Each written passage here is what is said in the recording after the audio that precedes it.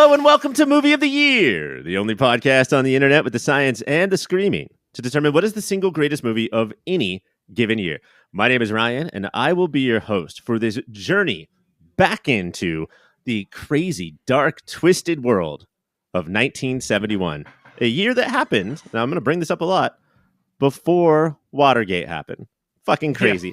Yeah. Tonight, we are doing the movie Klute, and before I bring on the panelists, I'll ask them the same question. I just want to let everybody know that if they decide to ever spend a week with the movie Klute, or even just having heard the word Klute, then you will spend the entire week saying and thinking about the word Klute. It is the most perfectly constructed word that humans have ever made. You can attach it to almost any sentence or situation. Let's get in here with, I think, all 71 champions so far. Greg, how has the word Klute treated you this week? It's easy to work into songs. You can, he's Klute, he's solving crimes. You can do a little bit of a Klute, scoot, and boogie. Yeah, meet Klute. You know, it's just, it. Also, I hope we get into this. I don't know if we're going to get into this. I hope we get into this. On the box art, where it says the title Klute, the name is in quotation marks. Yes. That's not like it's not like in quotation marks in the catalog. It's not on the poster. It's not often in quotation marks. The movie never explains why something like that would happen. The title, like on the title card, doesn't have the quotation marks, but just on the box, it says Klute in quotation marks, like his name, like his name is John, nickname Klute. Last name Klute. Well, I mean, were they being close to some sort of writing guide? Like, is that the way that, I don't know, some Chicago style needs you to do it? I mean, the Myers-Briggs or whatever. Like, if one were referring to the name of a movie, they would often put it in italics, or in some style guides put it in quotation marks. But it's weird for you to do it like that, and then only in one place. I could see if it were like if the title of the movie were quotation mark Klute, close quotation mark, but there's just one place where that's written, and it's just on the box art. Do you know why it happened? It was quotes because after the movie was released, they changed the title and all the ads to the New Avengers. For me, Greg, the big song was "I Love Klute, Always Forever." Oh yeah. I don't know why, but that just took over. Here to go against Greg, because this is, of course, a game show. It's not just a podcast that talks about movies. That would be ridiculous. Everybody who comes into this realm will be earning points based on good points, bad points, things they say, compliments, insults, and everything else. I will decide who gets the points. Only I may dance. Is Mike, in quotations, Gravano? I'm here, and I'm happy to say there's no song Klute in my head. I just kept calling things the Kluter. Can you find the Kluterus? John Klute can't. That was the original tagline. Stub your toe. Ah, Klute. Yeah. He'll find your killer, but he won't find your Kluterus. I think as like if you stub your toe, it's a good thing to scream. Yeah. Yeah, definitely. So no songs though, Mike. I'm sorry. What about? I know that this might be because people have been writing in saying, "Did you guys used to have a guy named Mike on your show?" This is your triumphant return. So this might be the first 1971 movie you've ever seen. In my life. Which, of course, translates to In My Klute. This is your first one in your entire Klute. Yeah. What'd you think?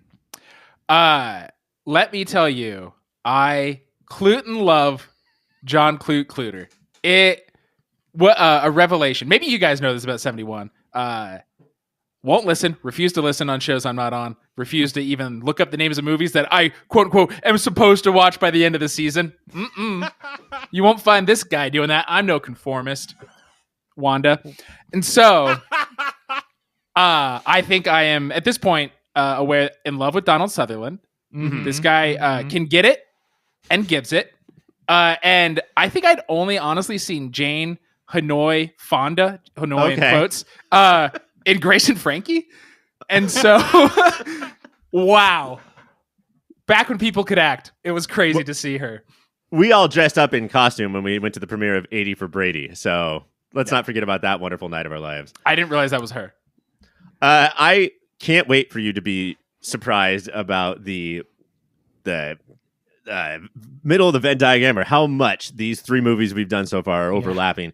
Greg and I will be able to talk about that tonight. Obviously, you won't be able to. But Greg, before we get to all that stuff, overall opinions, did you clute it up, or were you like sort of cluty about it? Well, get ready, because I'm Doug Klute over here. I'm throwing up a Hail Mary, and this movie is absolutely full of grace. I have to, when Mike was talking earlier, I could hardly hold back from aggressively jumping in and screaming in his face how incredibly right he is. Couldn't agree more. 3 marvelous watchings of Klute, a movie that, like, it's a name that just sticks with you, that hard K. And so, like, I had heard of it before. I had no idea what to expect. Still not entirely sure why the movie's called Klute, but one critique, my main critique. Your critique? My critique is why. What? He's not a known character. This isn't like Cassou or this isn't like fucking Sherlock. What are you doing? Yeah, the Isaac Hayes song was like, Klute, please be quiet. You're too loud. Also, we probably won't get into this a bunch, but in my house growing up, you weren't allowed to watch Jane Fonda movies. My dad is a Vietnam vet, and like, I don't know, go to the Wikipedia, look up, you may judge for yourself, read the articles about what Jane Fonda really did, not what Jane Fonda was said to have done. But in my house, none of that mattered. And if my dad said, boy, have you been watching Jane Fonda movies? I would say absolutely not. So I did not Dad. Yeah. So I've like missed this woman's entire career, and much like Mike, I was just like, I was really impressed with her turn in this. And I have heard that she like spent a lot of time with sex workers, and she just like, she's so present and alive in this movie. To be fair, so is Donald Sutherland. Yeah, for quote unquote, for Klute and Klute research. And to just like triple underline what you said, Ryan, amazing synthesis of the movies, The Conformist and Wanda. I wrote to you in the middle of the week, like, wow, man, you really laid out these episodes perfectly. And you're like, yeah, they're in chronological order. Well, time laid them out perfectly then. You did write to me. Next time, text. It took so long for me to get that letter. So I do love your quillmanship, though. Yeah, I distinctly remember being like 5 or 6 years old, and my cousin, who was a little bit older, got a workout tape. And my uncle from the other room just heard workout tape and sprinted in to do something probably pretty gnarly if that was a Jane Fonda workout tape. So, out of anger, not out of horniness, which is where I thought the story was going. No. She was, persona non grata for a long time for a lot of people. She, was against the one war this country has won. So come on, Jane. Our most decisive victory. But yeah, I think that I had a community college teacher. I could just say teacher. I don't need to brand. You're a dum-dum. It's fine. Less than, yeah. Sort of explain that whole story to me, and it is like crazy modern in the virality and like how things got twisted as fast as fucking possible. But like Greg said, look it up. That is not what we're here to do tonight. Like the timeline of these movies and how they're all fitting together is just kind of, when you come up with the show or when you're on the show, everything you dream of. And so I can't wait to get into it. But before that, we have to take a break to advertise for other people's workout tapes that are not Jane Fonda. Widely regarded as the first of Alan J. Pakula's Paranoia trilogy, followed by The Parallax View and All the President's Men, 1971's Klute seemingly kicks off the 1970s, both in film and in real life. Somehow predating Watergate by a year and potentially giving Richard Nixon some ideas, Klute tells the story of John Klute, played by Donald Sutherland, whose friend goes missing and is presumed by many to be dead. After the police have exhausted their leads, Klute takes it upon himself to solve the mystery and gets wrapped up in New York's sexy underground. This is where he meets Bree Daniels, part-time model, part-time prostitute, and full-time Jane Fonda lookalike. The two of them begin to investigate the case and find out that it goes all the way to the top of a building that the bad guy jumps out of. This bad guy, who is the one who hired Klute to solve the mystery, plays secret tapes by Fonda, despite Fonda not having a motor in the back of her Honda. The bad guy's anaconda does want some, though she ain't got buns, huh? Taste buds, I ask you this. Director Pakula and his cinematographer Gordon Willis give us a New York that almost creates an entire genre on its own. Scorsese's Taxi Driver, Coppola's The Conversation, Sidney Pollack's 3 Days of the Condor, Kasdan's Body Heat, De Palma's Blowout, and Fincher's Zodiac all show in various ways how those directors have all seen Klute. How, and we've been doing this year, Greg, you have to admit, we're going to start with the cinematographer over the director. I don't know what's going on here, but how integral are cinematographer Gordon Willis's use of shadows, dim lighting, and tight framing to the storytelling of the movie? Greg? Like everything. You feel like when you talk about New York, it's the big city, but this movie is so cramped and so dark, and rarely is anybody like very big in frame. And the other thing I noticed, and I was like, just noticed this over and over and over again, and to the point where I was like, okay, got to calm down. I think you're seeing this too many times, is the frames in frames.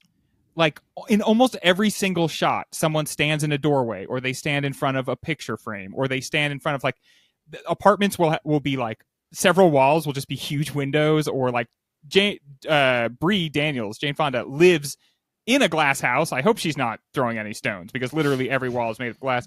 But like there is a overlay of a grid or like an actual like second framing mechanism in basically every single shot. And I was like really taken with that, even more than the like almost pure darkness we get, which are these the darkest is in movies itself we've its ever... own framing mechanism. Yeah, right. Yeah, and like because she is often lost in the dark, or like, or Klute will like stand in between her and the camera, and so he almost like creates this huge. His back becomes this huge shadow, and like occludes most of her. Occludes most of her. I mean, you think that directors, they want as big of a frame as possible. We've kept making the screens, the movie theater screens, larger and larger as time has gone on. And, you know, if you take John Ford, it's like, I want to show everything. Or Nolan or James Cameron, or like, I want it big. And he's just like, man, I just wish they could watch this on like a Game Boy. Like, I wish that I just want to keep honing in. And this, like, it'll affect it in this thriller horror way without them ever noticing it, without like the score doing all the work or something like that. Yeah, I think not only did this movie give my favorite president, Tricky Dick, an idea, it like kind of predicts the surveillance state of every big country these days. Like you are always in frame, you are always being watched no matter where you are. Yeah. And I'd say the New York, like living there, what this did and created the cinematic New York, I do think captures, doesn't feel like real New York, but it captures closer to like the ones that lionize the city. Like, it's such a big city full of opportunity. If you live there, you stay in a small fucking tight radius. You're annoyed by all the people in your area, and you're just feeling like you cannot see the sky. It is a dark, dark city. You forget what nature is like, and I think it captures that. And this is the most horror-like noir I've ever seen. Like, horrific things always happen in noir movies, but there's like a difference between the tense thriller shot and the straight-up horror movie. And this is, at times, Michael Myers. Yeah. Not the love guru. No horny babies. Michael Myers, like, staring, watching his prey, because what it wants to do is keep you on your toes, and you don't know who's watching them at all times, but you know somebody is, and so it does that. What I'm struck by is the amount that people disappear in this movie, and how they are both like, they disappear within a frame, they disappear in the dark, they disappear because they appear behind windows, because they watch from the shadows, but how that is both something that they are seeking and something that they are like tormented by, that everybody seeks to like kind of disappear, but then they're also afraid of that oblivion at the same time. And it's shot in a way that constantly reminds you how close they are to being swallowed up. And that's something about New York. It is expansive, and that's one way to shoot it and talk about it. But another way is like, everywhere you go, there are so many people so close to you that like you both kind of disappear, and also you are hemmed in at the same time. And that's what this captures. You stop being individuals, and you're just the subway train yelling at the villain to stay away from Spider-Man. You're just one organism. There's somebody who moves to New York, and they're like, oh, I got these new shoes that are kind of weird. I wonder what people will think about my shoes. And the answer is nothing. No one will ever fucking notice them, you dumbass. There's just like, everybody's got their own thing going on. The whole part of New York that I like about this movie, and we're not going to say the thing, is that, and this goes back to what Greg was saying, is that everyone's trying to get this control. I want to control what other people see about me. And the horrifying thing about it, besides the conspiracy and murder, which we will get to later, is that you can't because, well, I guess this does have to do with the conspiracy. You're being recorded and you're being watched constantly. You think, oh, I need to act like this when I know I'm being watched. Yeah. When that's the shit that doesn't matter. It's all the stuff about this movie that happens when you think that you are safe, you're in private, either alone or with one other person, that now you're being recorded and now you're being watched. And that's the ultimate goal of the surveillance state, right? Is that the whole panopticon idea, that even when you don't know that you are being observed, at some point you begin to police yourself as if you are being observed. And so like this movie reinforces that constant observation, because then it's like, it doesn't matter if you are or you aren't. The state kind of is always within you. It's I think why in modern times people are both getting more generally boring, but their outbursts are crazier because they're not letting their weirdness slowly float out. And it's why, like, if you're a sick reality TV show freak like I am, you're watching the contestants get more and more boring because they are practicing, even before they've ever been on TV, how to be a flat, neutral, sort of likable, but at least not hateable character at all times, which is dog shit for Love Island viewers. But I also wonder too, like, when we see these outbursts of these Karens in stores, you know, when they have this outburst, they know they're being filmed, and yet in their head, their entire backstory is there. Right. So, you know, all of their motivation is there, all of their rationalization is there. So they think that they will come off fine. I don't know. This might not be true, but when somebody else is recording you, when somebody else is deciding what to show, then you lose all control, and they're going to, whether it's Love Island or Karen and Kmart or Bree, who's being watched and recorded and followed by many parties. Even the good guys. Yeah. Even the good guys are doing it. That's the thing, right? Is like you are being observed like by the same techniques that the bad guy is using, the good guy is using. Klute never stops watching her. Like, even when she runs away several times, she will suddenly look over her shoulder, and there he is. And he's mostly a benign presence, but it's like he's still using those same like exact methods. Which Ebert said does sort of bring this movie down a little bit. He said that it's an incredible character study, but not a really great thriller, because we're not supposed to have, unless we're talking about that one movie, Mike, that you talk about all the time, the Legend or the Denver the Last Dinosaur? Nope, that's not a movie. Still a TV show. It's like the horror mockumentary. Oh, Leslie Vernon. The story Behind the Mask, the story of Leslie Vernon. Behind the Mask, the story of Leslie Vernon. You guys both have different Behind the Mask that you love. Mike's is Leslie Vernon and Greg's is a documentary about wrestling, right? Mm-hmm. Or Behind the Mat, Beyond the Mat. Get one, Ryan. But I should find one. But once we get the over the shoulder of the creeper, it's not only hard for us to, it's like it sort of deflates the thriller, because we can't relate to the victim. We can only be with the victim. Did you guys feel that in this genre pick, if we can call it that? Well, you said we can't relate to the victim because now we're watching them as a victim? Right. We're now we're over the shoulder of the person who is doing the crime, quote unquote. I don't know. As somebody who, like, the ruling party, the powers that be constantly tell me I have victim syndrome because of how I vote, I think I do relate with the victim. I did not feel pushed away from Bree. I felt, I think you spend enough time with Bree and Klute that I was still on their side. Yeah, I guess I didn't feel a lack of empathy for the victims. But I did feel like I was conspiring with the bad guy in it, because the movie does this really slow reveal of who the bad guy is. Like, if you're very perceptive, the first chance you'll probably pick up on who it is. They show him like several times, and if you just recognize him, like if you recognize his chubby hands in the beginning, then you'll know that he's the guy recording everything. And then they show him like hiding at one point, and again, it's hard to tell, but if you're perceptive, you could see that it's him. And then 40 minutes or like 42 minutes in, it's basically revealed but not revealed. Yeah, and I think there's a lot of this stuff that binds the viewer to the killer, but that doesn't necessarily, like, I feel like more like a complicit, but I still feel empathy to the victim. What in 42 minutes, is that when the wall of his office closes? Yeah, it's right around in there anyway. Okay, so that was when I first noticed. Everybody kept saying, like, the stuff that I read said, like, it's obvious if you're looking for it.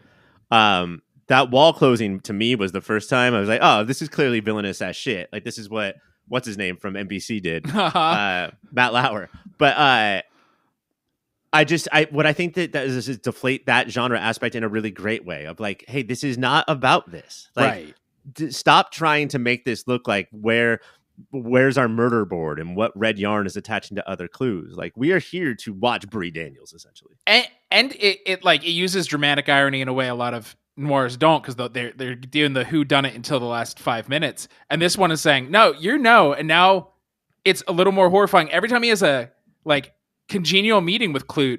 You're like, no, Klute, come on, Klute, you gotta know, Klute. All right, so Mike, then like the third act or like the climax, what did you make of that? Was that satisfying then in these ways that we're talking about? Well, can you explain it for us real quick and then talk about it? Talk about just the whole third act of Bree is like now running from everybody. She's decided fuck Klute because he's giving her hope, and she doesn't want that. And so she is trying to get some cash from her one good John, who just is like a sad widower. And doesn't touch her. Klute's put the pieces together. He's chasing her, but so is what's Chub Hands? I don't know Chub Hands' name. Peter the real Cable. bad guy. Peter Cable. So everybody's just running around everybody, watching everybody or not knowing they're being watched. Bree thinks she's found the one safe place, because who would find her in the garment district if she wasn't? And Cable comes in. Cable gets her alone and plays a tape of Arlen. Right. Arlen's murder. Well, first when he killed. First, he's like, he wants to find out about this book that Klute has. Like, Klute has lied to him about a clue that he has, a Klute. And first, he's like trying to play it cool. He just wants to find out more information about that book. Because, the only reason I interject to say this is because after a while, I guess because he observes people all the time, Peter Cable, he is like very good at reading Bree, and she's a bullshit artist, and he's like seeing through her like right away. And it's like, okay, no, wait, hold on. Klute knows. That means everybody knows. And then he's like, okay, so now I am visible to everybody. And so now I have nothing constraining me anymore. Mm-hmm. Like now I can really let my freak flag fly. And that's when he plays the actual recording of Arlen Page.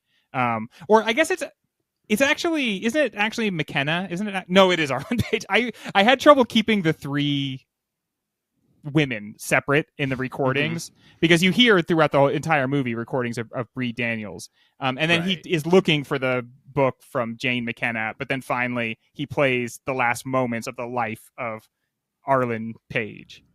So did this ending, this last scene in the Garment District office building, did this ring true to you guys as a genre film? I know we're struggling so hard to not talk about Klute and Bree because we're going to do that later, but just as far as Pakula's job at bringing this quote-unquote thriller home, did it ring true, or did it feel added on? I think it rings true enough. It's interesting. So the week I had is watching Klute falling in love and then watching The Parallax View and All the President's Men.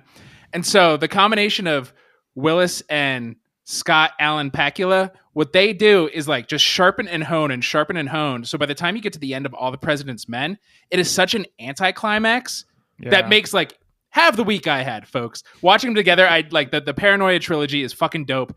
And they're all very different, except it's about guys with various styles of great hair and running around trying to chase somebody, and that they don't know who they're chasing. But so by the end of All the President's Men, it is, they think they've won, but their win is just sort of typing in the corner instead of somebody throwing through a window.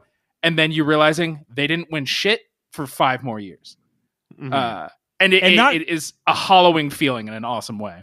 Not thrown through a window, right? He throws himself through the window.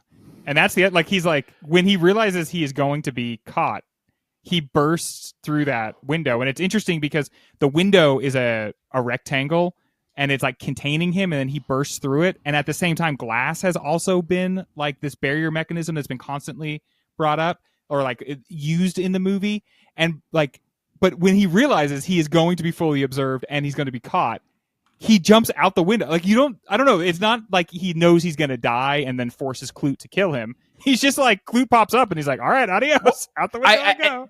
And I think it's because Klute knows him in his civilian life, in his fully Leslie Vernon behind, like, in front of the mask. He hires Klute to do this Yes. because he thinks Klute's a freaking idiot and that he can like stay close to the case and by listening to Klute, and Klute will never figure out that the guy who hired That's where him we get did the it. title. He's like, "Oh, I'll hire you, Klute." Okay, Klute.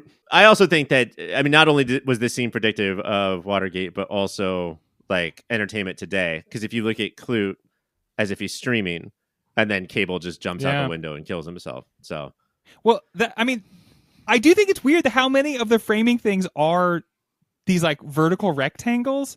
Yeah. And how much of it, like, in that way, it felt very much like what we're talking about itself. I know they didn't know that. Even the recording device, which I believe they like didn't have, I don't know if that's a real thing or if they're like, one day they'll be this small, and so we'll just make a little mock-up of one. But itself is like a little rectangle that he almost puts down like a phone and then hooks a little wire into. It's so weird. But that's how sci-fi works, right? Like, we have iPads. Star Trek had them 30 years ago. So first you have the the creator dream, of and then you Vine, have the technology. the creator of Vine watched Klute. And he was like, Cable wouldn't have died if there was a vine outside that window. Could have swung to safety. I did have to give Greg an extra point because, Mike, did you say Alan J. Pakula? I said Scott, in quotes, Pakula. Alan Pakula. Yes, I did. Pakula. It's Pakula, just so everybody. I want everybody to know. I was being facetious. I thought by saying Scott, it's Quantum Leap. That's another point for Greg then. All right. Fair. I haven't been on the show. I forget how you rock. I'm Tin Roof. Rusty. Scores are tight. It's 11-6, Greg, obviously. When we come back, it's not double. He has not doubled you up. When we come back, we are going, guys, to take a little page from Bree's book. We're going to pour a glass of wine, and we're going to do what you did in the 70s, which is get the longest metal chopsticks you could, put the tiniest little roach in there, and smoke some fucking weed. You know what that sound is? Does anybody have a good, like, bong rip sound effect? No. So it's not. It's just no. Sometimes you gotta shoot for the moon. I just thought you'd come on and just do your best Chewbacca. You know what that sound means? That was me. I did that. And everyone knows it. It's time for Dream Blunt Rotation, where we take a look at the cast of wacky characters from this movie, all of which we'd love to hang out with. Not a single bad apple in this bunch. And we're going to come up with who is coming to your hangout, kickback, not a party, because it's just you and a couple. We're doing 2 rounds. A couple of people smoking weed, right? Are we smoking anything else here? I guess it depends on who you draft. Do you guys have plans to smoke anything else? Honestly, I'm just smoking weed, but I feel like without ever explicitly saying it, is there a whole part of this movie where Bree goes on heroin and then like has to be weaned? I mean, it's very clear that happened, but they never. You expect the movie to be like, all right, here she is doing heroin, but instead there's a cut. She very clearly does heroin for a while, but none of that in my session. It's just good old American marijuana. Okay, so Greg's party has rules, I guess. Yeah. Mike, you are down, so you are going first. Who are you going to smoke weed with? I'm trying to think outside the bun here, and I'm not going for Do you want 4th dinner? the people. I would love a 4th meal because I want to order an entire 4th meal. So my kickback, my Dream Blunt Rotation, they're already served with those gorditas. They are pumped because I provided. Do you know? I want to wait. Hold on. I'm sorry. I do want to apologize for not saying 4th meal. No one should have a 4th dinner. Yeah, that 4th dinner. Out of control. Some hobbit ass shit. You smoked too much weed. 4th meal. The 4th dinner. That's 6th meal. Do you know who seems like they'd get high and just tell you how much they remind you of their favorite son and just like good stories and why you're so charming? Is Mr. Goldfarb. I fucking love that. The one nice guy in this movie, I think he'd be great high. He'd just be giggly. And what he doesn't know, but it's going to be good for him, is that when you smoke weed, Mike, you start undressing right away. Oh, yeah. Talking about a Marquis. The one thing I have to say is she is like down on people that she can go and get help from. And she's like, well, here's the one really good guy I know. And you've heard her like argue for how awesome he is. And he either is too old to stick around to help her out, or he's just like, yep, see you soon. And then he bails. And then he leaves her a letter, but he writes literally nothing. And it's just cash in there. So I think he kind of sucks as well. It's just like, oh, this is the one guy who thinks of me as something different than Right. No, he my doesn't. job. But we're just talking about getting high. No. This doesn't mean that Mike also treats people like that. Greg, who are you going to take? I am sad that I missed the opportunity to have the one guy who'd be older than me in the rotation. Ryan, it is pumpkin spice latte season. And the one thing I have to admit to myself every pumpkin spice latte season is that I'm the world's most basic bitch. Like, there's nobody more basic than I am. And so, you know what? The movie's not called Bree, but there's nobody who I would rather smoke with. She's got that little, like, roach clip. She's got that 70s New York ditchweed, which honestly probably had, like, 1 THC in it. Yeah. If she smoked today's weed, she would die. She would. I mean, Mike said he's going to get gorditas. Could you imagine people from the 70s seeing a gordita? They would run into the hills. They would abandon society. Also, doesn't gordita mean fat little girl? It does. Or I think it does. It sounds like it does. Hey, blame Taco Bell, not me. No, you're blamed for Goldfarb's bullshit and Taco Bell's actions. No, I think that, like, there's an obvious first pick who I'm going to take now, but Bree Daniels is obviously number 2. I wish that he would, if he lets you into his house, he would put fucking shoes on. But I'm going with Frank the Pimp, who is going to regale me with stories about his life and sharks and all about jazz and a truck that wants to cross a bridge. I want Roy Scheider on my team. You don't think at some point he'll walk out? You've all been hanging out normal. He'll walk out now in just an underwear and robe with a gun, and suddenly the jazz is way too loud. That's the vibe Frank the Pimp has. There's a kid throwing fireworks on the ground? Yes! I'm going to say something that might get me canceled. Ooh, I know that Roy Schneider is a baddie in this movie, and he's a really bad guy. I mean, he's a pimp, and he's a liar, and he's violent, and he's a drug user. But is he kind of hot in this movie? Yes!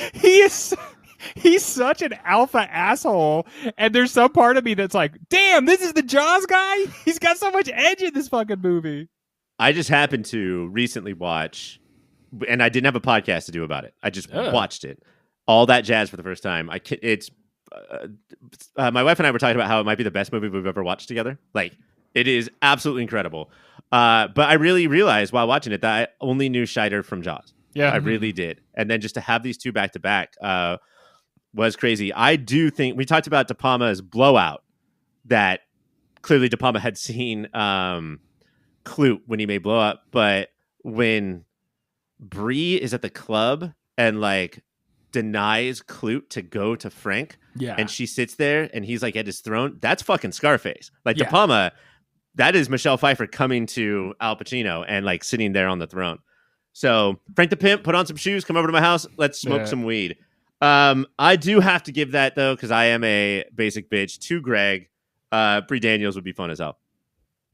I'm up next, and I'm going to take Mama Reese. Oh, Mama damn. Reese of the three madams, I do feel like is going to be the most fun. I think like maybe this is from Chicago, Queen Latifah, Bob Fosse, Roy Scheider, all about all that jazz. When you call somebody Mama, they're going to be good to you. And I do think that Mama Reese and I will have some fun. Mama Reese is the one who's like showing pornography at her place. Oh, that's the worst one, huh? That's the It's or fine. do you... I want to hang out with her. She's the one who's like, this is the lowest of the low. But hey, it's me, Frank the Pimp, and Mama Reese. They're going to just fight over you or who gets to pimp you out. I know. Stop, guys. I'm only one person. Something that we will probably talk about a couple times when we talk about this movie is this movie juxtaposes sex work and like modeling / acting / trying to be famous, and the movie is so obviously at pains to do this, but like very much the part where you're trying to be famous seems like it's so much more destructive of your soul and so much more insulting, and there's no better example than when there's like this model cattle call. They want a bunch of models, they bring them in, they want for an ad, and there's one model who they accuse of being too pretty. And honestly, honey, you're not too pretty for me. You can come and smoke pot with me and Bree Daniels. I'm sorry they said that thing to you. That's really rude. They were also rude about Bree Daniels' hands. But so I honestly if someone is too pretty, that's okay with me. Like they didn't choose to do that, you know. It's not their fault. I finally get what the internet means when they say somebody's white knighting. White knight was invented to describe a type of my behavior. That is 100% true. So Greg's dream blunt rotation so far is Jane Fonda and a girl who's too pretty, according to model agents. I love in that scene, that's the girl like 2 girls before Bree Daniels. And so every girl after that's like, well, obviously I'm not too pretty. They don't say that about anybody else. But that's a real thing they say about models because they don't want them to take away from the clothes or the product or whatever. Yeah. You know what? I don't care. That's a scene that we've seen countless times in, you know, dark dramas or satires or whatever. But there's something specific here in the way, like, they talk to the models roughly the same amount, which is just a little bit, and in the same way that farmers would talk to cattle. Like, it's like, lift your head, honey, is what you would say to a cow, and how they speak to them. Show me your teeth. Mike? Yes. Who's going to round out your rotation? My rotation, thank you. Do you know who seems like a super chill guy? Because maybe she knows him, maybe she doesn't, but the guy that Bree kisses in that club, she just is walking in to say hi, smooches on some random dude, and he's just like stoked. His hair's kind of kerfuffled and continues to be stoked. He's not like rude or tries to take ownership after she walks away. He's just like, my night just got even better. That guy's chill as hell, and I want to hang with him. Yeah, not problematic, we don't think. Yeah, we stand a not problematic king. He's also got 2 friends there, and they seem just genuinely excited for him. If the 3 of us were out and Jane Fonda came and sat down on one of our laps as if we were an AA battery belonging to the Viet Cong, and I wasn't the person that got to be the AA battery belonging to the Viet Cong, I would be so upset. But instead, they're both like, hooray for our friend! All right, and for that, Mike gets the point. Do you guys do you want to do another round, or are we good with our I could do rotations? another round, dog. I could do another round right now. All right, Mike. Who else? You got one more person to invite. There's some people get real high and just talk forever, but you need somebody who's just going to listen. And I want Bree's therapist. She's going to just listen to us all. She's going to get baked, but become even more wise the whole time. I love it. She look familiar to you guys? She reminded like Donald Trump's fucking mom? Is that what you Donald mean? Trump's she looks exactly like Donald Trump's mom, dude. It's horrifying. So weird. Did I fail you, Donald? Yeah, dog. You should have hugged your kid, honestly. It's bad. I looked this up online to see if anybody noticed, and I was like, oh, you know who the only other person who's going to notice this? Greg.com. Yeah. That was exact. 100% me. All right, Greg. Donald Trump's mother is selected. I'll let you take Donald Trump's father if you want. Fred Trump, again, if you had just hugged your kid maybe one time. If he had just looked at Donald Trump and said, I am proud of you, that would have been it. That would have been a lie. That would have been a lie, yeah. Nobody in that family can feel real emotions. There is a guy at the center of this movie, but he is a void, basically. And because of that, Tom Grunneman disappears right in the beginning of the movie. And the first time you watch it, nobody knows what happened, right? So the whole time you're just like, what dirty shit did this dude do? And then you're like, he probably killed somebody. He's probably on the run. He's probably watching her right now. He wrote these fucked up letters. This is a sicko. And by the end of the movie, all you've actually seen him do is smile at his wife at Thanksgiving dinner. And you're like, oh, oops. Sorry, man. We didn't know. It was so likely to be you. That's the thing. You were a victim, but we thought you were. So to say I'm sorry, come on in. It's me. It's a couple of ladies. We're going to get high, and I'm just going to I want to hear your story, Tom. You know, you never got to speak for yourself. So what's up, bud? What's going on with your life? This movie treats Tom Grunneman like the Nextdoor app treats everyone. Like, who the fuck is this disgusting person? I know they did everything wrong. They keep showing his headshot, and every time you're like, you fucking sicko. I know. Was it this guy? This guy beat the shit out of you? And despite everyone being like, I don't know. I don't know that name. I don't know that face. Leave me alone. We're still like, I bet it was. I bet he was. All right. I have last pick here, and it's such an obvious choice. There was somebody at the party where Bree went to, kissed Mike's club guy, sat in the throne next to Frank the Pimp, and that person is Sylvester Stallone. And so he doesn't have a character name. So I'm going to have Sylvester Stallone, the, what is he? Not ambassador of Hollywood? Yeah, the ambassador of Hollywood. To the president. Oh, he'll make it fun. We're going to sit down and maybe I can give him some ideas about where I think Hollywood should be. I don't know if I'm getting this version. Still, I'm going to say in 50 years, you're going to become the ambassador of Hollywood. Here's what you should enact. And I know he has a lot of power. So that's what I'm going to do. And it's like he's always saying, you You have to admit that. I am, though, just because of the back-to-back picks of Club Guy and Therapist, I'm going to give that one to Mike. I think that's going to be a wild Wednesday morning that you guys spend together. All right, we're waking and baking. Goldfarb is old. We can't stay out late. That's true. The movie proves that. You're going to set the time for whatever time you set it for, he's going to try to push it forward as much as he can.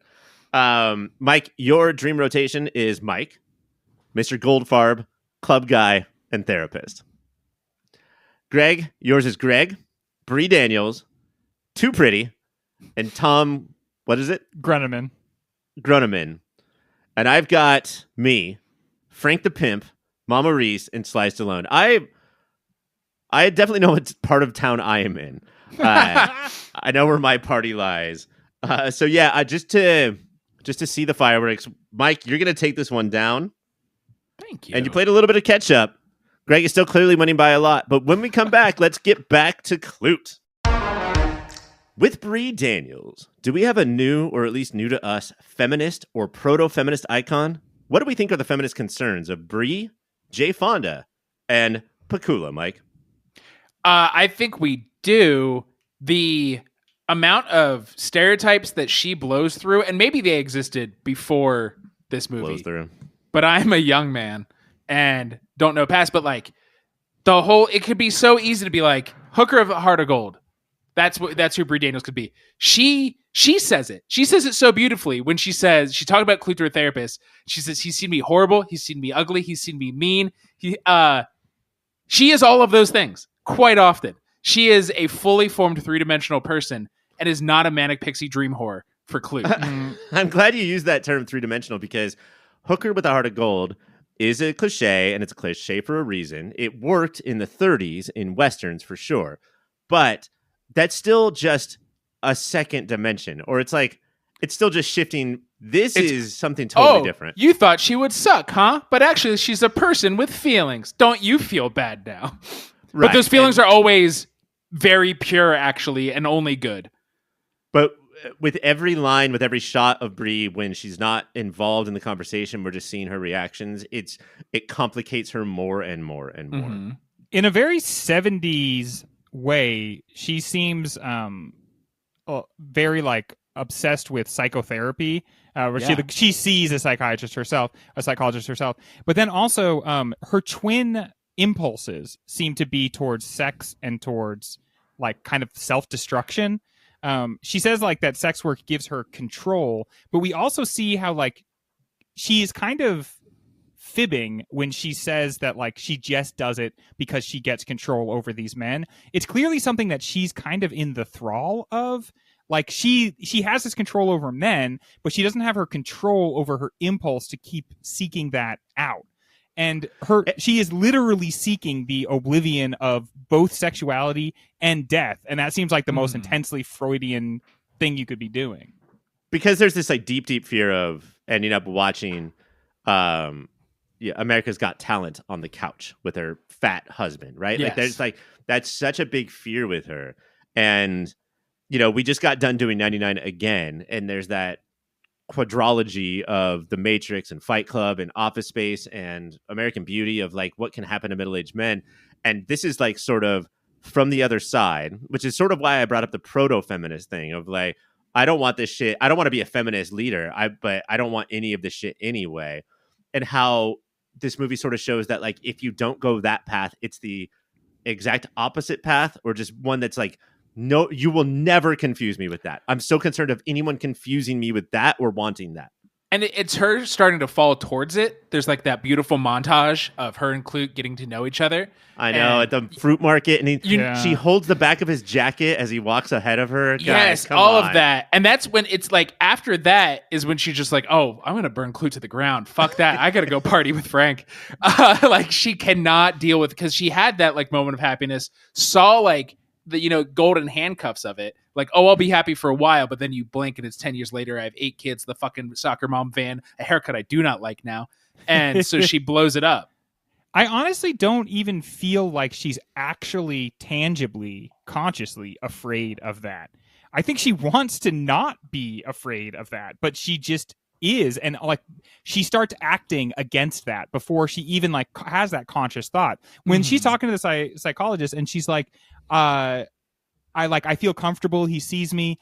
Like, I just wish I didn't have this impulse to blow it up. And then the way she like a little girl pulls her hands up, like almost if she's like pulling the covers up over her face or something. She is like, part of what makes her 3-dimensional is she is at the mercy of her impulses. And she doesn't tangibly fear these things. It's just something inside of her is pushing her away from the things that would make her feel good and to the things that like would hurt and destroy her. Is there sort of a binary thing going on here though, where like if I refuse to be at the impulses of men, then I have to be at these impulses of doing things that aren't considered like normal or typical?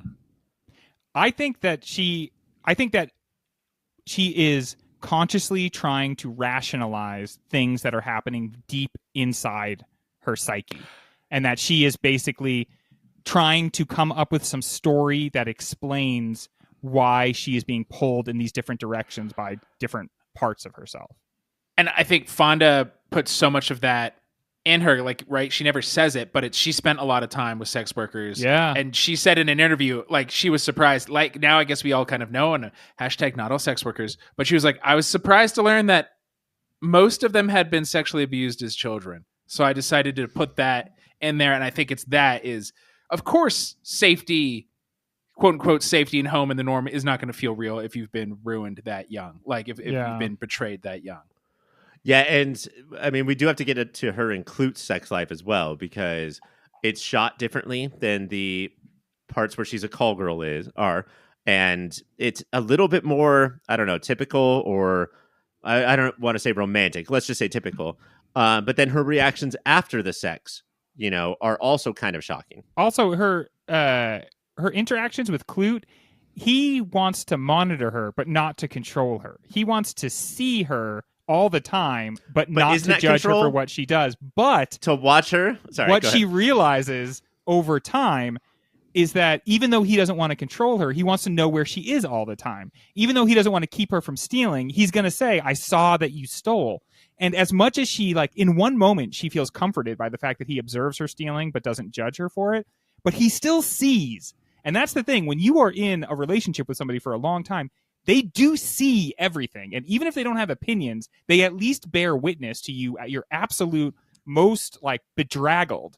And they can seem fine with it at the time, but then later on, all of a sudden, it comes up in a fight, Greg. I think even if it never did with Klute, even if it never did, he's going to see everything, and he can see through me, and that means he knows what I'm thinking. And even if he doesn't try to change that, it is a frame that I'm in still. I mean, I'm still under the microscope when I'm with this guy. And we could talk about whether or not we think the two of them are going to make it after the end of this movie. But one thing that is really working against them is he just sees her so completely, and she's just very uncomfortable with that. And Gordon Willis is framing her, and Klute is framing her. Go ahead, Mike. And in her other words, she wants to be an actress and a model, or in sex work, she's always playing roles. So for Klute to see her all the times, he's seeing who Bree Daniels actually is, and she does not want that. Which is clearly not her intention. Although I think it's an unhealthy goal for Bree to be like, if I ever have to sit with myself long enough, I'll figure out who I am. I don't want that. Like, even she's like, I don't want to exist. I don't want to be in my body during sex. Like, he is anchoring her to this world, and she knows she's supposed to be in this world, but still some part of her just wants to float away. And that's why she's so mean to him. I think it's the first time they have sex. The minute it ends, she's so mean to him because I think he made her feel like a human. He says no John. She says no John has ever made me come, but like his first name is John. So I'm John Klute. yeah. Was that the movie being a little too Klute to have him be named John? Within the first 30 minutes, when we're trying to get a handle on not just who Bree is, but like what she means to the movie, because we know the title. So who is this Bree person? We get her voice without body and her body without voice and the modeling agency thing. Like the movie is holding all this stuff from her. She is trying to control it all and the movie won't let her. And like, that's why I do sort of compare Pakula and Gordon, almost at Pakula, not going to do it. Don't do it, man. Pakula and Willis to Klute and Cable and Gruneman, if we want to include him, you know, like we're all keeping this from her. Let's talk about the sex worker part of it. Did this feel advanced for 71? Did this feel like there was a condescension, or did this feel, progressive? Letting her be a human with flaws and beauties, and like she just is a real person. See, in a way, not just sex workers, just a lot of characters in movies aren't allowed to be. We are used to doing this show where we are looking backwards. And we literally are. When we look back to 71, we're looking backwards. But honestly, 71, the movies were for adults. They engaged with adult topics, and they explored them in an artistic way. And honestly, there are some ways in which looking back at 71 is like looking back at a much more progressive time. And the drawbacks that 71 had are the same drawbacks that we have now. I see the seeds of the problems we have now in 71. But honestly, like I feel like this is one of the ways in which I look back on it and I'm like, yeah, we had better, more frank conversations about this stuff in 71. And in the 80s, we decided to slam the door on that. And like, we weren't going to do that anymore. And instead we were going to do action figures. And so that like changed the cultural conversation. And suddenly that we didn't want to have frank conversations about sexuality. We wanted to have dream girls in diaphanous settings, and we wanted the fantasy and not the reality anymore. Those movies can be made. These movies still should be made. We should have options. And we do. I know we do. But I just feel like for this to be like a massive hit, like I think that in $25, this movie made almost like 80, maybe not almost 100, but like $80 million in theaters. Like, that's fucking crazy. Yeah. I think that we all thought this was the first of many Klutes, and that's probably why people jumped on it. I do have to ask, now that we can get into it, and Bree, we'll start with you, Mike. We brushed in the intro about how this is sort of your first Fonda experience. Like, are you a Fonda her? Like, what do you see from this actress? Yeah, man, cover me in Fonda aunt, because she is killing it. Yeah, it's just so much of the complexity of Bree Daniels is not on the page. There is a lot there, and that's awesome. But it is so much of what Fonda is investing in her, and the care and careful planning she did beforehand, and all of it is killer.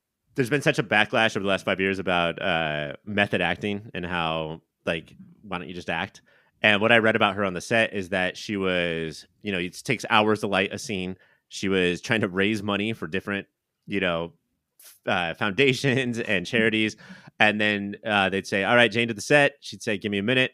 And then she would just act. And to me, it feels like method acting anyway. It feels like she never stopped being Bree Daniels on the set. Greg, what'd you think? One thing I was impressed to read is that you say, Mike, that like a lot of her complexity doesn't appear on the page necessarily. I read that the scenes with a psychologist were largely ad-lib. That's right. And imagine it was 90 minutes of improvisation, and then 6 minutes made it into the movie. And do you hear that, Apatow? You can edit those out. And I have to say, like, that is where we really meet Bree Daniels. And I'm interested to know whether you guys think that that is the truest version of Bree Daniels, or if that's another version of putting on a performance. But regardless, like, some of the truth that she lays on us there is like the most striking looks at her character, and I think firmly based mostly on her actually embedding herself with sex workers and then bringing forward their three-dimensionality as part of her character. Jane Fonda, I read that Jane Fonda, in the script, it said that the psychiatrist was going to be a man, and she said, absolutely not. That's not going to make sense. Like, there's no way that she would reveal herself to a man like this. But I think that they had to change it from a man because we would just know her capabilities of manipulating morons. Right. And so we wouldn't buy any of it. I still don't buy a lot of it. I think that the glances that we get when she doesn't know that quote unquote Pakula's camera is on her is when we get to see her. That's when she's doing like 3 things at once with no dialogue. I still think that she is using the psychiatrist for her own good, but also being very protective and also choosing, like, she has control. She wants control and she's choosing what to say and what not to say. I feel like you see that in the psychologist's response to her. That, like, she's like, did I fail you, Bree? And she's like, you wanted some sort of magical thing. It's like, you come in here and you kind of have your story that you want to tell me. Mm-hmm. And, like, I don't need that. I need what's ever really in there, but you are still kind of hiding from me, and you're hiding from me by throwing all this information at me. But it's still kind of like an act. It's still kind of like looking in the mirror or something. And that's what so many people do in therapy. Yeah. Because they still want to be liked or because we all saw The Sopranos. Way. The Sopranos is like when you go see your psychologist, that's when you get to like do your one-man show once a week. You know what would be better for me than opening up to the psychiatrist, making her laugh? Wouldn't that be like more fun? Yeah, for all of us. I bet I'll be her favorite patient. As long as you know you're the favorite patient, I think even if she's not laughing a lot, but you're the favorite, you're getting good quality laughs. You know that she looks forward to your sessions. I think that's what's important. Every time I leave, a less expensive strip club. Yeah, every time I leave, he hugs me and says, I normally don't like my patients, but I think we could actually hang out, and you're funny. And then I pay him money, and I have a great day. Why is on his pad? I know for other people he is drawing airplanes bombing cities because that's what people draw on their pad. But every time I can see his hand going, "Love this guy," just over and over and over again with like multiple. Would that be a lie? Points? Yeah. Speaking of that, of learning to love each other, let's go learn to love 5 other people in a segment we call the 5. Flawless. One of my favorite theme songs of this show is the 5. The 5 is where we take 5 archetypes of history and we decide who is the most 1971 version of that. Some of these are from long, long ago, like Jesus when he hung out with the dinosaurs 3,000 years ago. Some of them are from actually after 1971, like our first one, Annie Hall. But if Annie Hall was being made in 71, who do we think is that person? Mike, I'm going to start with you and I'm going to say, can you describe Annie Hall for us? Annie Hall is the seen as the prototypical manic pixie dream girl, but what a filmmaker lost the ages. Nobody knows who made that movie. Got right, maybe. Roman Polanski. That's who it was. She's a fully formed person. Like, she is not there just to make the guy feel better and learn that he should leave his corporate job a little earlier in the day and learn nothing else. She's a real person. She's funny. She's charming. She just is Keaton, right? Like that. Just her she style. Recently died. Like, she recently died, as did Annie Hall. So we need a new one. The Annie Halls of Valhalla. And I fought against this. I don't like to do this thing, all right? So don't come at me. I didn't want to do this either. But watching it, especially watching the fashion, which has got me there, it's the vests. It's the weird blouses under the vest. And it's the way she can call out the dudes around her. It's Jane Fonda. He really likes the vest. Okay. I mean, it's basic bitch, but that's what we like. You rewarded basic bitch 2 segments ago. I knew you would remember that. Greg, what do we got? Annie Hall to me is a big part of it is mixing how beautiful Diane Keaton is with the fact that she dresses like a boy, which is something that she invented for Annie Hall. It was not like in much the same way that continued to do it for like 30 years after that. She was still at award shows in like ties and hats. And then when they were making Annie Hall, she looked at the costume they selected for her, and she's like, "This is not how my character dresses." Bree Daniels, her apartment was lived in by Jane Fonda. But I'm not going to go with someone from this movie. That's way too obvious. I'm going to go with somebody from almost stupid last week's movie, Anna from The Conformist. From the moment she pops up in her like little sailor outfit, smoking that cigarette, she has pure masculine energy and pure feminine energy at the same time. She is a fully realized character and also like trying to find some way to create the kind of world that like she needs to exist, and it is mentally exhausting to her. Anna is such a striking figure, and she can wear a gown or she can wear slacks, and either way she feels totally comfortable and at home. Well, Greg, as a former English teacher, you connecting texts from the current, which is of course Klute, and the past, the conformist, that's always going to get the point from me. So Anna gets the point, especially with a main character, Marcello, who he's all over the place on the spectrum too. So Anna is just, of course, intoxicating. Was Woody Allen all over the place on the spectrum? Let's not get into it. Yeah. Greg, we're going to start with you and pick the archetype of Batman. Okay. This is going to be a little bit of a stretch see-doozle, but who is Batman? Batman is what appears to be a rich, whimsical person named Bruce Wayne, but truly there is sort of a darkness in there that he hides through the use of a lot of gadgets and a fake persona, in much the same way that Willy Wonka is this flamboyant character, invites you to think you understand him, but then really there's like a dark purpose behind that. And it's what is it? He wants to make the world a better place, and he knows that like you have to have high standards to do that. So the silliness masks something which is like a true purpose underneath everything. But like a lot of it too is like, I'm gonna act this amount of eccentric, so you don't see how actually fucked in the head I really am. And Gene Wilder is a big part of what makes this work. I try to rep Gene Wilder every chance I get, but like he's so funny, but under that funny is like a lot of anger and darkness. I just watched Bonnie and Clyde again, and you constantly feel like he's in the very short time he's in it, you constantly feel like he's about to freak out. Or in Young Frankenstein, he's like always so angry, and it's just beneath the surface. And the same thing in Willy Wonka. Like, you know, Charlie comes in and Charlie has won, and he's like, a funny thing to do here would be to scream at him for a while before I tell him that he's won, because Wilder just like has this darkness that has to like vent a little bit. Do you know what we call that? Wilder side? Curly haired gentleman energy. They've all got it, and they're all about to explode. Mike, who is 1971's Batman? To me, Batman brings his own brutal reign of justice. He flouts the laws. Both the cops and the criminals are after him and hate him, and he looks goddamn good in leather. I'm just talking about Shaft, Ryan. It's pretty good. And you don't want to do Richard Roundtree? You want to do... Because, Greg, I put Willy Wonka for you. Are you doing Wilder or Wonka? No, Willy Wonka for sure. Okay. And so, Mike, you're also taking a character? Yes. All right.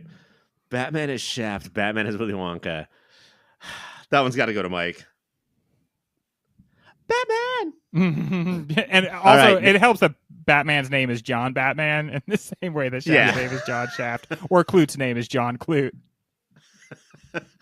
Man, every time somebody brings up who was the lead singer of a band, I always say John, that name of that band. And Klute and Shaft really helping me out on that. Mike, can you tell me who Jimmy Stewart is without doing an impression of Jimmy Stewart? Because it's just going to sound like current day Michael J. Fox. What encapsulates Jimmy Stewart, other than a flawless impression that I now am told contractually I'm not allowed to do, is his sense of justice. It doesn't matter what is popular. It is what is right. He will always fight against it. And more than anything is that his name is Jimmy. And I think so important. Jimmy Doyle in 1971 is a little gruffer. It's around the edges than in Jimmy Stewart's heyday. So I want somebody who's like a little meatier, a little beefier, but will still do it. It's Gene Hackman. The actor. And he played the actor. He plays Jimmy Doyle in The French Connection. That was the Jimmy connection. Popeye, Jimmy Popeye Doyle. Jimmy Popeye Doyle. Jimmy, in quotes, Klute Popeye Doyle. Because with Jimmy Doyle, the nickname in quotes, that's a different name than what one of your first Jimmy, name or last names Jimmy are. Doyle. Yes. Okay. That's pretty good. Jimmy Stewart, a little more vanilla, a little less, but that's not what the 70s need. The 70s, right? baby. Greg, what do we got? I don't know if I'm allowed to do this. Well, actually, I just did it a second ago. I was going to say use a movie that we haven't watched this season yet, but are going to. Jimmy Stewart is kind of like the soul of America, the conscience of America.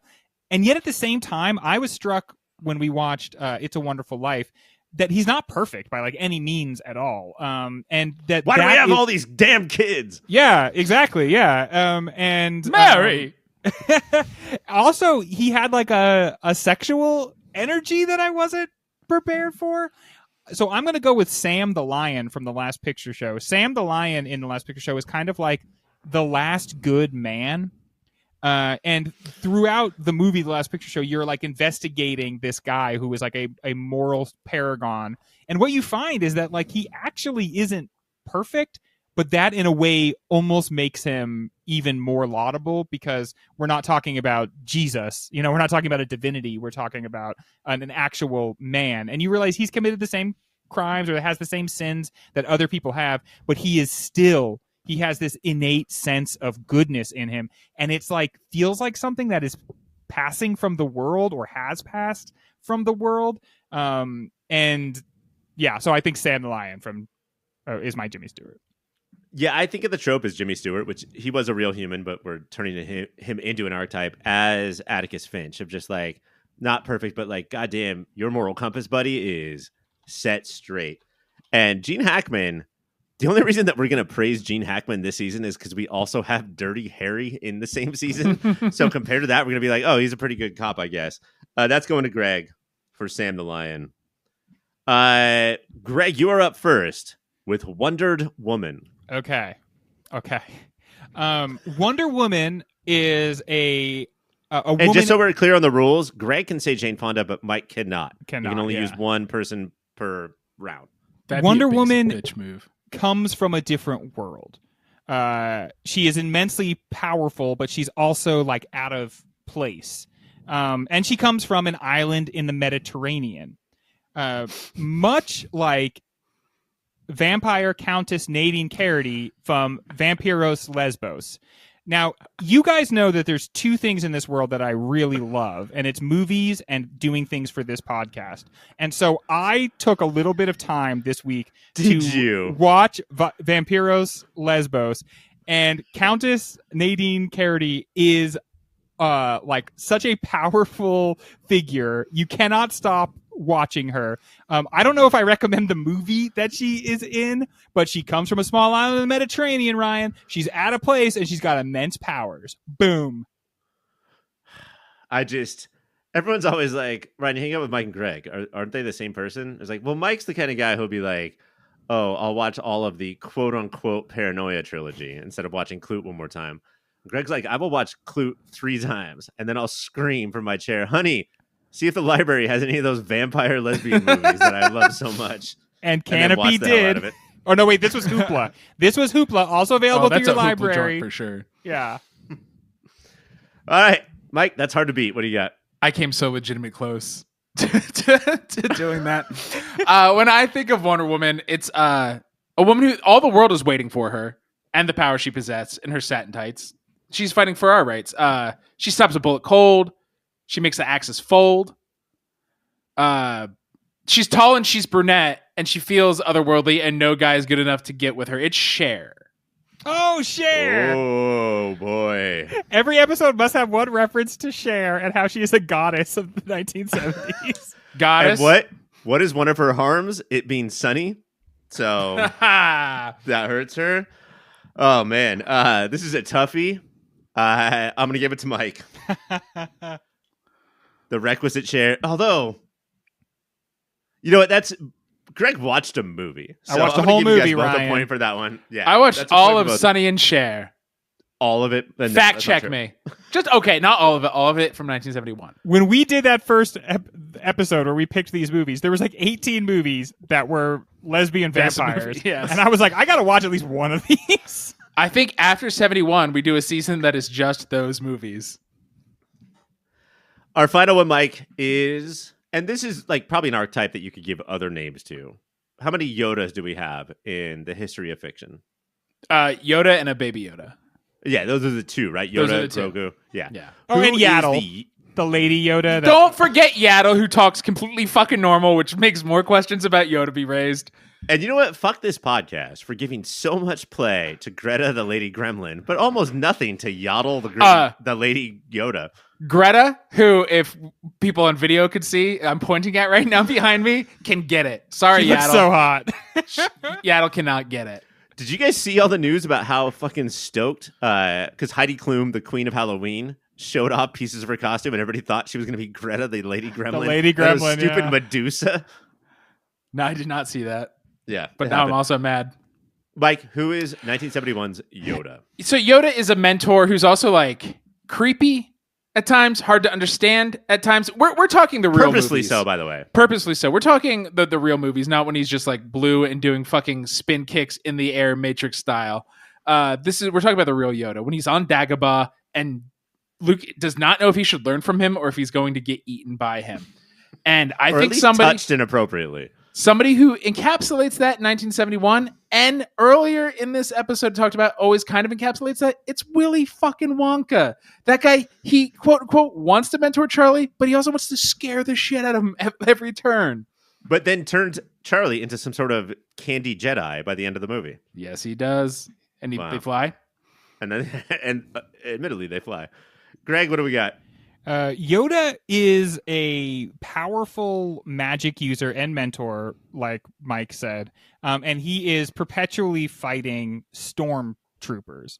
Who does this sound like? To me, it sounds a lot like Miss Price from Bedknobs and Broomsticks. The Angela Lansbury played witch who teaches her kids how to use or teaches her young wards how to use magic to destroy Nazis. And all the fun and whimsy of magic with all the fun and whimsy of destroying Nazis. That sounds a lot like Yoda to me. Lansbury is the opposite of Cher on this podcast. She will never win shit. Cher will always be appreciated. Lansbury sucks. Your 1971 Annie Hall is Anna from The Conformist. Your 1971 Batman is Shaft. Which, to have two IP like that, like, that's amazing. Your 1971 Jimmy Stewart is Sam the Lion. Your 1971 Wonder Woman is Cher. And your 1971 Yoda is Willy Wonka. So, crush that shit. What's next, 1971? Oh, it's this next segment about Klute. Taste buds, gentlemen, should we, on this Klute show about Klute, talk about Klute? And that's an honest question. I mean, if the movie didn't deign to do it, why should we? What do we make of Sutherland's Klute? Is his quiet masculinity a character strength or a weakness? I think... Mike? I think... Thank you, Greg. Clearly that was directed to me. I'm going to say, especially in this time, and I know the 70s was like breaking gender boundaries and doing different things, but there's still like what a man should be and what a man does, to the point that I think Klute gets hired because he's such not a man's man. And Sutherland is like, he's competent. He doesn't know how the city works at first, but then he quietly, creepily, watches everything and learns the double dutch of New York City and figures out how to work there. He is like a smart, thoughtful person who does not fear. He knows what he doesn't know and is okay with that. But my second watch of this made me really realize the fine line between John Klute and Travis Bickle and how close you can be to being in the city and watching people and like the cesspool that this is, if that is your opinion, which I do think it is Bickle's and Klute's, and being like, I'm so close to like wanting to save this sex worker in this way or this way. I mean, the movie ends with him taking her out of the city, and whether or not they make it, whether or not she stays out of the city, she's like, I might be back here in a week. He's leaving. And part of why he's leaving is because he doesn't like the city, but also like, I don't think he's been able to hold it at arm's length, and he's able to like say, I don't agree with what the city is without always having to rail against it. But the vituperation with which he says like, all this stuff about the city is so pathetic. Like, you can feel that anger start to build in him. And I think that, like, I've definitely become one of those people who thinks that every movie is a noir and every movie is a Western.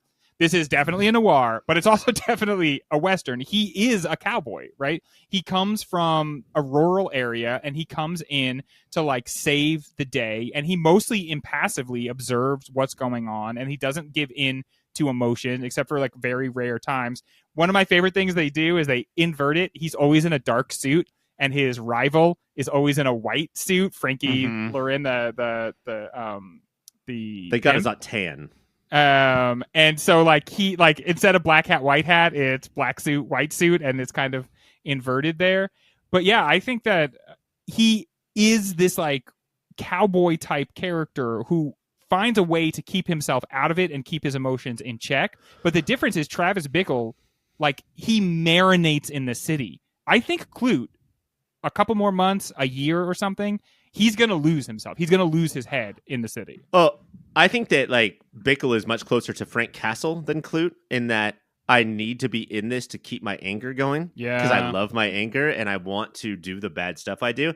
I think Klute, a lot of people talk about how this is obviously Bree Daniels' movie and Klute doesn't arc, but I don't think that's true. I think that Klute sort of goes from conservative to liberal. I do think that he's like, this is all awful at first taste, but when you get to know the people, you realize they're people.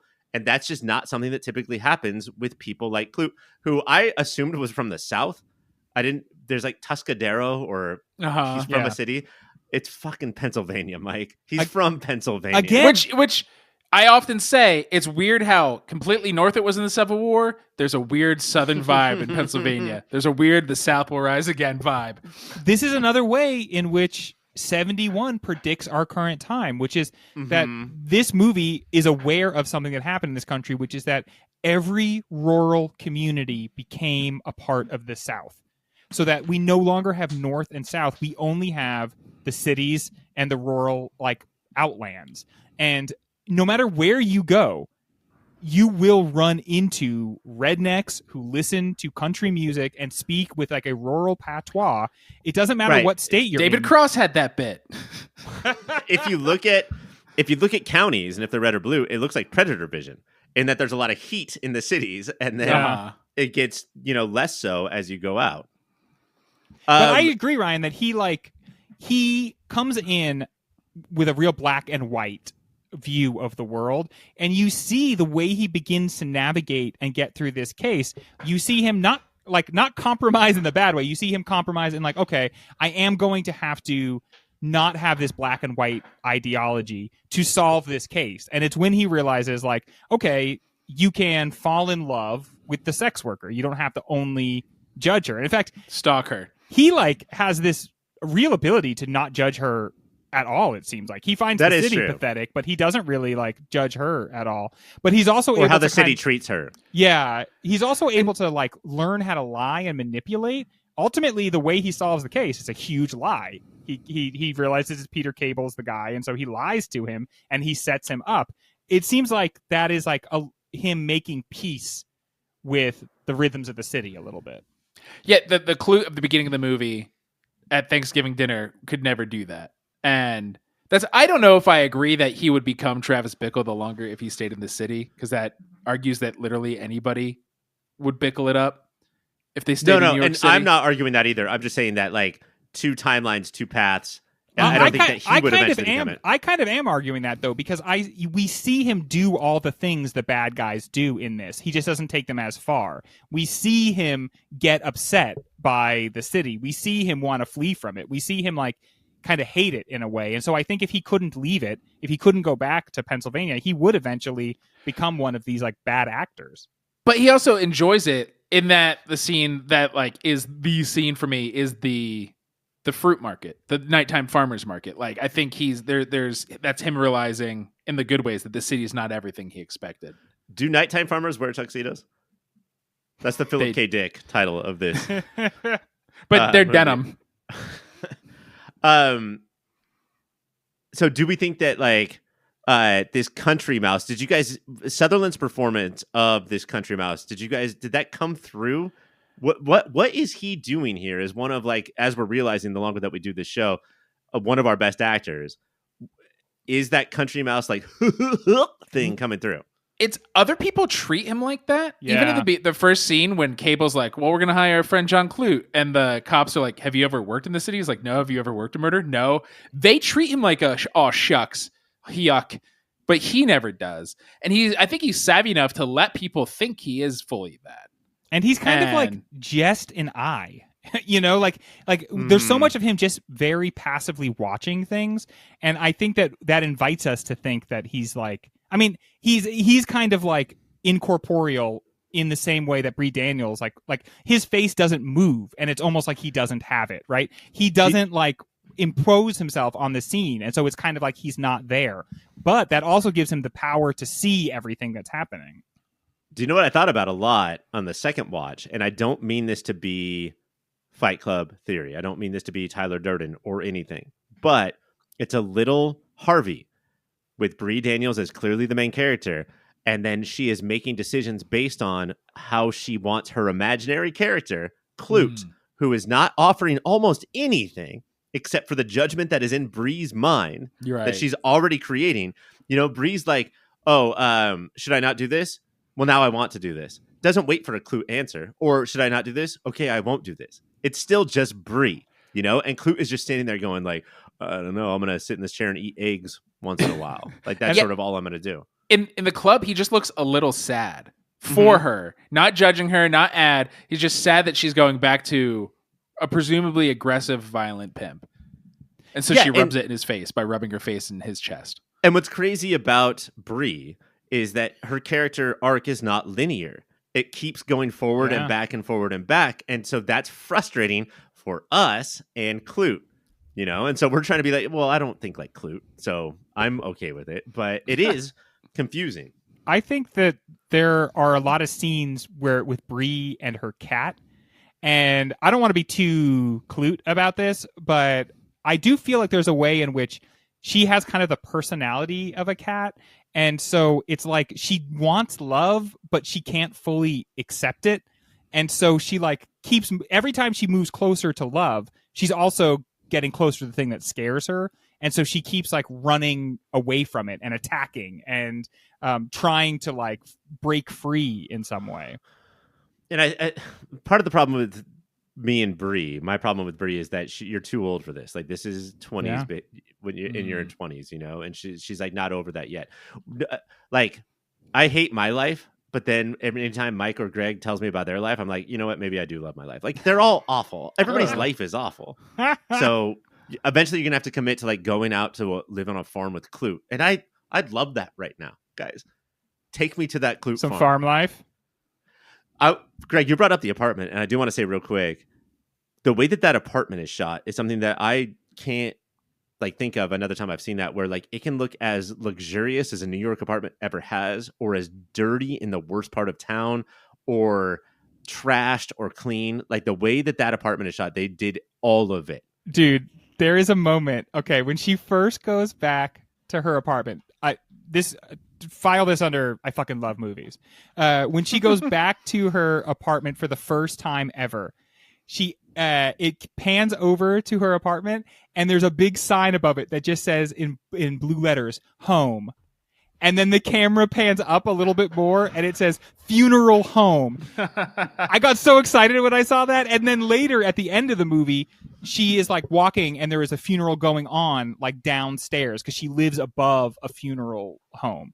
And I just fucking love that so much. And that is the feeling her home has. It is one half the friend's apartment that none of them could ever afford. And then one half like completely shabby, scary, sketchy walk up where your like clothes are not even in a closet. They're just like, they have to be on some exterior wire or something like that. And so it's got that shabbiness, but also that like chicness that only places in New York can have. When you notice that home into the funeral home thing, that's when the movie turns off and you're like, I just watched the shit out of that movie. Yeah. I see how I noticed that. I'm getting to the point now where when I notice something in a movie, I'm like, wait, if I noticed it, does that mean it's too obvious? Yeah.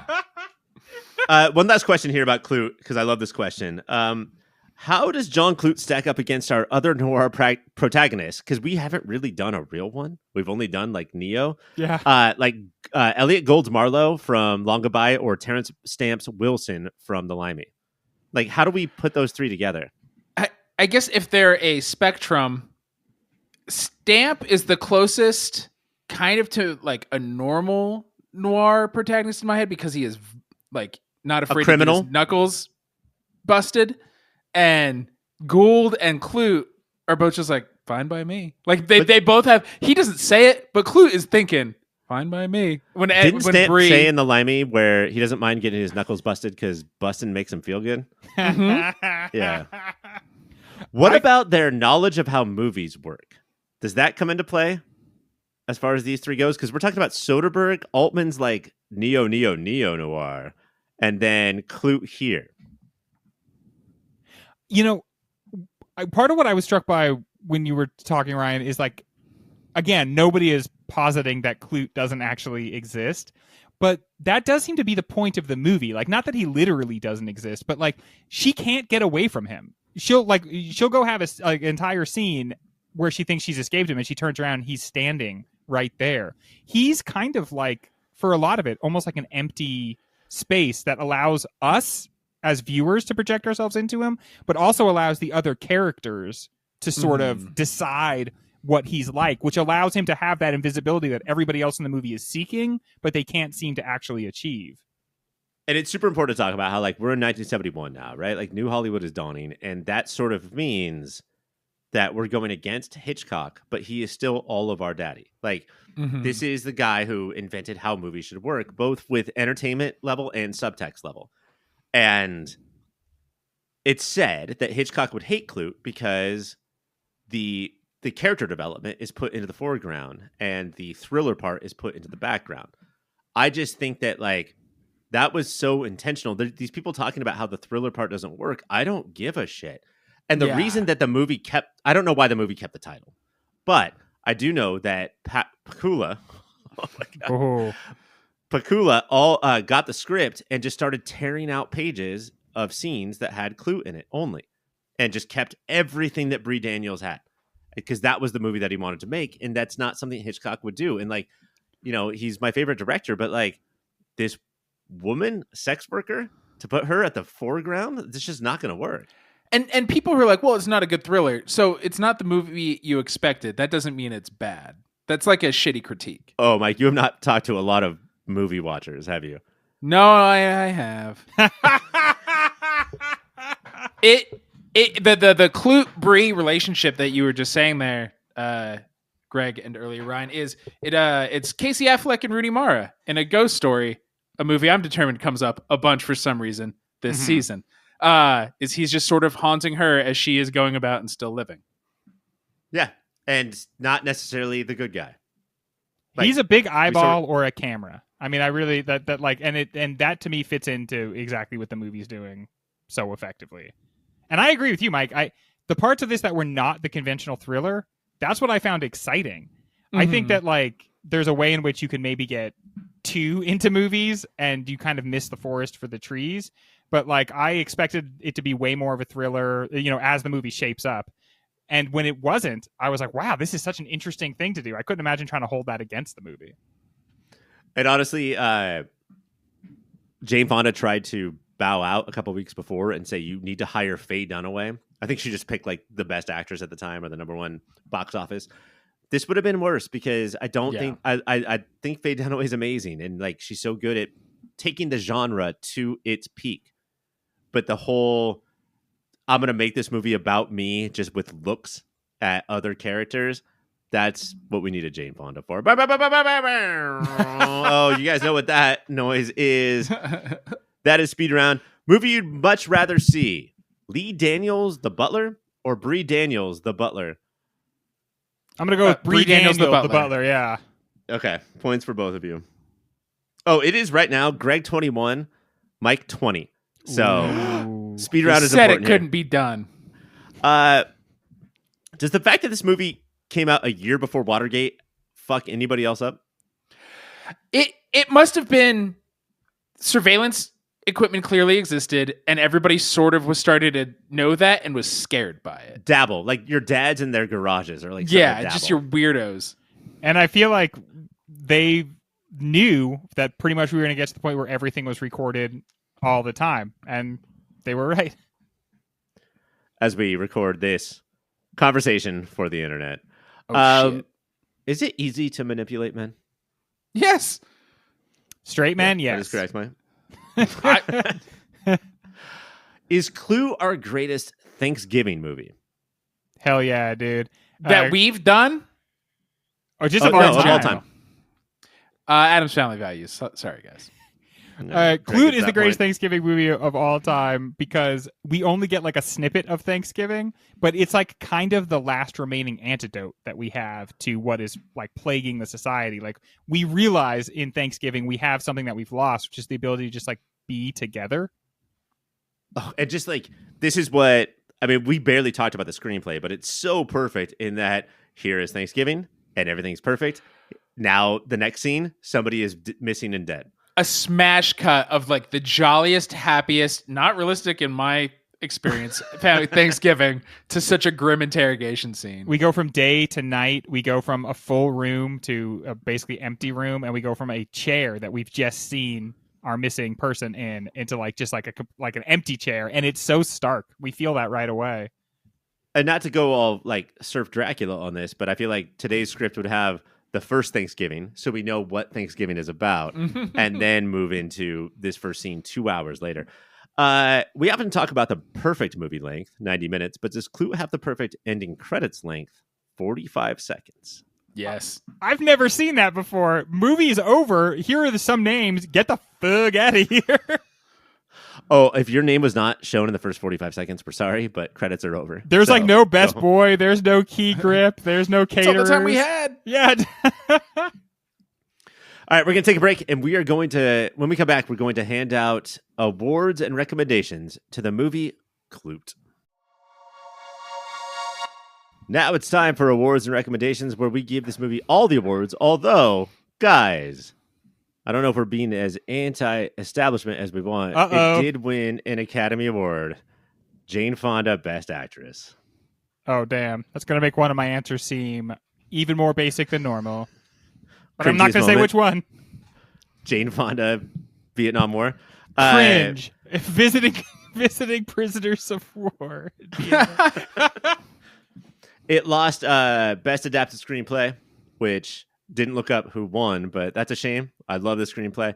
We're going to start with an award that the Academy just doesn't want to do. It wants to have Best Original Song. So some fucking made-up song over the end credits can win an award instead of something diegetic or non-diegetic. We'll figure out what those two things mean later. Never. Mike, let's start with you. Oh, and by the way, 22 to 22. Whoa. Who's going got 22, into the award though? segment. Who's 22 is a little better. Oh, shit. I'm sorry. 32 to 32. Doesn't matter. It's tied. It only matters how many That points you get changed from here on out. Everything. Mike, musical moment. What was it? I've talked about it a lot, and there's a reason. The music is Love Theme, which is a sweet minute 29. That Farmer's fucking Market. You're bringing it's up the again. Farmer's fucking Market, man. It's the scene I thought about probably the most. Okay, this is the scene. This is the only scene in this movie that's in every movie, Mike. But the fact that it's in this movie means so much more because it's Totally these agree. two freaks who shouldn't be together being like, what if we were, baby? Also, it feels like totally like, oh, these two kids are going to be okay. And then within like 2 scenes, it's like, nope, they're not. They're not. She's going back to the pimp. Do you wish it had that extra 70s energy of having lyrics like Klute loves Bree? Yes. Bree loves Klute. At the farmer's market, did that guy just recognize her from sex work? I think she in that scene she passes a guy who like eyeballs her really hard, and I think it's because he has paid to have sex with her before. The part where Klute picks up a cucumber and like fakes like he's giving a blowjob, and Bree rolls her eyes like. Greg, and then they paint white paint on each other's noses out of nowhere. Yeah, At the farmer's market. That Just was like some flower. AI bullshit. Greg, musical moment. I so badly want my reaction to be the cool, like late 60s, early 70s groovy dance party music that plays at like one of the bordellos.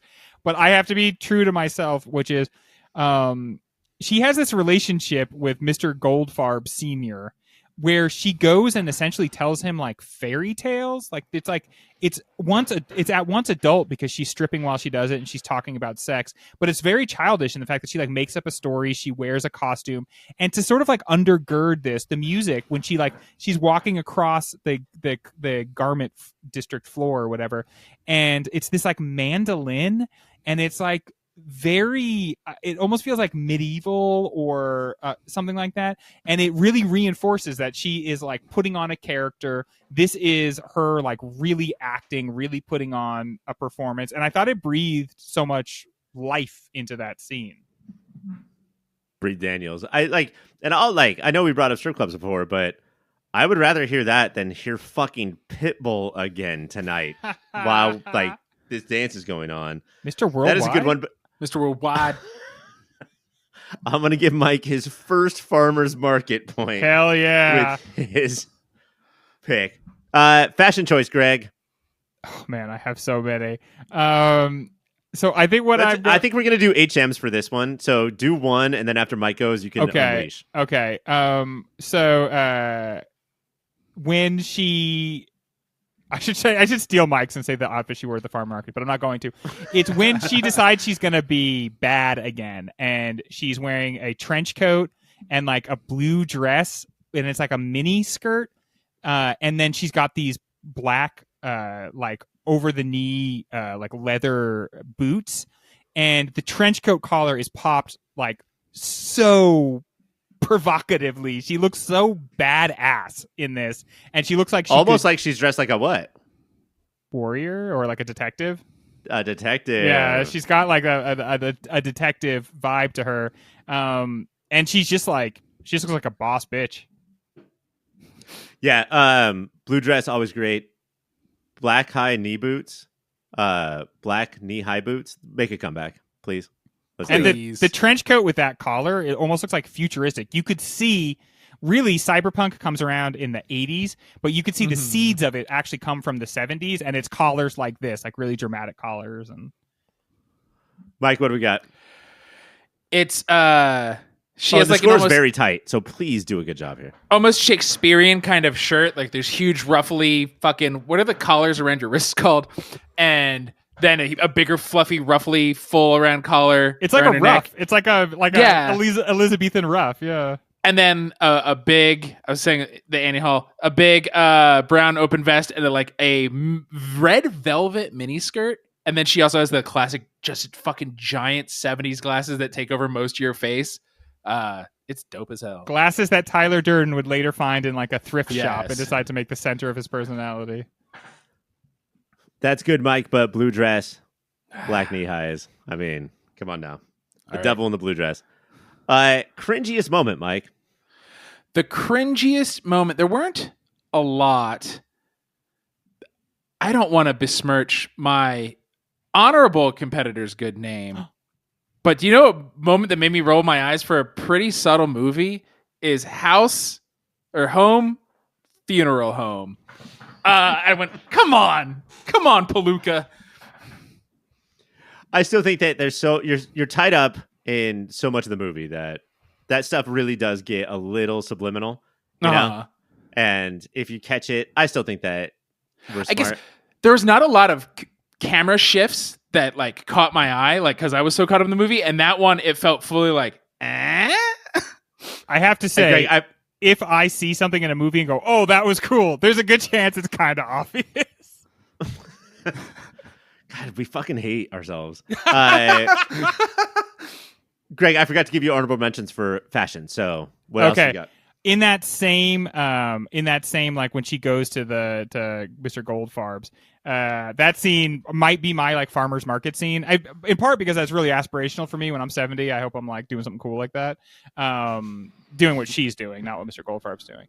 But she's wearing it's like a skin tight purple dress, and then this like huge boa, which is just like so out of control, but it feels like a little girl playing dress up.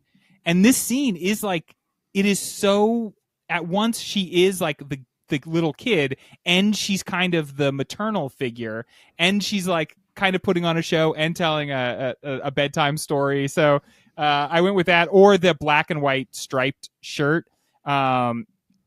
Bree is not prone to wear a bra, and she's wearing this very tight black and white shirt, and then like a brown skirt that just was like honestly her at her most underdressed. Like that's just her going out to the farmer's market, but was like so, for lack of a better word, fetch. Hey, producer Dave, if you're clipping part of the show for clips for the social media, my reaction to when Greg said Bree is not prone to wear a draw, my giggle and my flip in my chair, let's not use that. But Greg, cringiest moment, what do we got?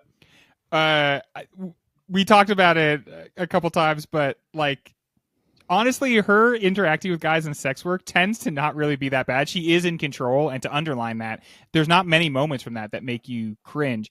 But then when she's out trying to get like an honest job, many things made me like cringe or got my back up. One of them is, and this, the way I've started to do my cringe is when my finger wants to like go to press the fast forward button in a scene. That is what I'm counting as like a cringe moment. She does this monologue in like a little bit of a brogue, but near the end of it, the way she's talking, you realize, wait, should this be like a French accent? And everyone is milling around the room, and you can tell they like just want her to stop. And finally, they're like, okay, that's enough. That's enough. She hands back the script. Nobody has to say anything. And the person that takes the script goes, thanks. Hey, interesting accent. Which is just such like a fuck you. That sucked. You wasted our time and you looked stupid. And it's like, man, that is so cruel. That is so wantonly cruel. There is no reason to do that. And so for that moment, very interesting accent, I just fell apart every time that was said.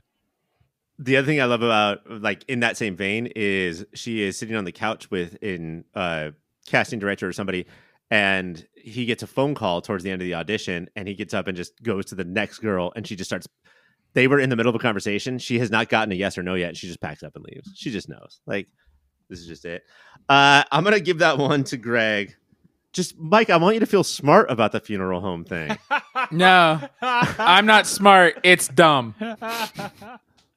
It's just so weird to have somebody like you on the show that's so full of dumb, and then you figure something out, and then you resent wipe it. your butt with it. Yeah. I'm going to go with... you know what? Before we get to the big two, let's go to recommendations. Mike, what do you got? I'll give my real one, and then like my HM one. My let's call it the real one is do two. No one's gonna copy yours, so do two. Gone Girl. I think her monologue about what it is to be a cool girl and a good wife remind me so much of what Bree is like. I don't want this life. And you know what? I think that movie's not. I mean, it's new, but like forgotten too fast. That movie ruled. I totally agree. Yeah. I think it's a Fincher classic. And then my Affleck's wiener, and that's why it's the only reasons my recommendation. I'm gonna say The Parallax View. I knew nothing about that movie. Love Warren Beatty here at the House of Movie of the Year, and it slapped. I knew at least a little about All the President's Men, and of course we all knew about Klute, but knew so little, and it's such a weird wackadoo more than Klute and All the President's Men. It goes into such weird, almost pseudo sci-fi directions. It's a good time. Ryan, I don't know if this is going to cost me points, but I'm literally going to take that recommendation. I'm going to go watch Parallax. What is it again? All right, I'm going to erase the 10 Greg view. Points. I love when Mike's talking about movies and he goes full Barack. He's just like, I don't know if you've heard about the Parallax View. Let me be clear. Greg, what do we got? I feel like I'm like this is a basic thing to say, but the paranoia, the recording, the constantly going back over the recordings, this feeling. Mike just picked a Pakula paranoia trilogy movie, so you cannot get more basic. That I'll be a shade less, which is The Conversation, written and directed by Francis Ford Coppola, starring Gene Hackman, John Cazale. Who you've only got like a handful of movies where you get to appreciate this guy's work. He's kind of in the background here, but it's all this same stuff of like who's recording whom and when are we alone, and it has one of the like all-time great final like.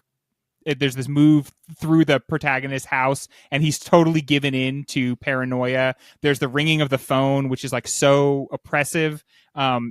Kids, you probably don't know this, but you could actually like just pick a landline up, or you could unplug the phone. These movies make it like there's nothing you can do. You just are beset by the ringing of the phone. But people used to leave their phone off the thing all the time, just so that nobody could bother you. But the conversation. I saw it right after Gene Hackman died. The whole time you're trying to figure out what's going on, what's the importance of this conversation. Everybody's recording everybody. It's a good time, and you really get a view into that, like the paranoid style of American politics, which is like was a big prevailing idea at the time. And a great comparison because like you can feel this movie in 74 being like promoted as one kind of popcorn movie, and it just refuses to be at every turn. Yeah, incredible movie. I'm gonna go back more. I'm gonna go to like 1944, I want to say, and I'm gonna do Laura, Otto Preminger's movie about a fucking doof who gets called onto a case. I'm gonna just go to Pauline Kael, who said Jean Tierney is the dead girl who ends up as the heroine. Clifton Webb and Vincent Price are her suitors. Dana Andrews is the charmingly necrophiliac detective. And that's something you just get away with in a very small window of Hollywood history. This movie, I have never understood. Saw it as a kid, saw it a long time ago, haven't seen it in a while, but this movie is in that weird parallel of the best of all time and so bad it's good. It is laughably awesome. Please watch Laura. Here we go, Greg. Pakula, and we can't go to Mike yet because Mike has seen a bunch of Pakula movies in this week. So, Greg, Pakula's director's signature moment. Okay, so I'm going to go with something that is very Wanda, which is in a movie called Klute, but is basically Bree's movie. She is often so small in the shot, or she is like occluded or blocked or in the dark or something like that. And there is one of the first times she's talking to Klute, he is standing and completely like blocking her. Like you can only giant see suited back. Yeah, it's like, and so he is filling all this screen. He is the darkness. He is keeping us from fully seeing her so that he can be standing right in front of her, seeing her.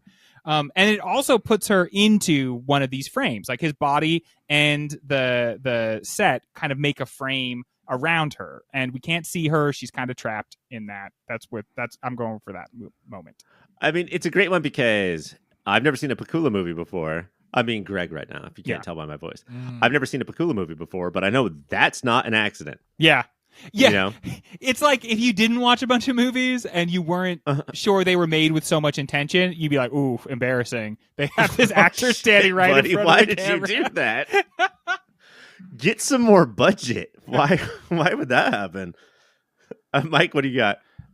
We talked about the light and the dark in the beginning.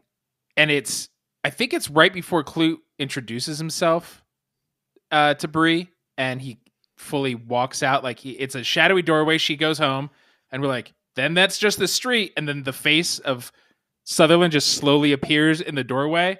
And you're like, how is it even that dark in that doorway for somebody to fully disappear in that? He does that in this movie here. He does it in the parallax view when Warren Beatty, I'm going to spoil some things, joins the Assassin's Guild, like when he's getting Clockwork Oranged. When Warren Beatty's grandfather, Ra's al Ghul, comes in. Yes, it's fucking wild for how grounded the other two are.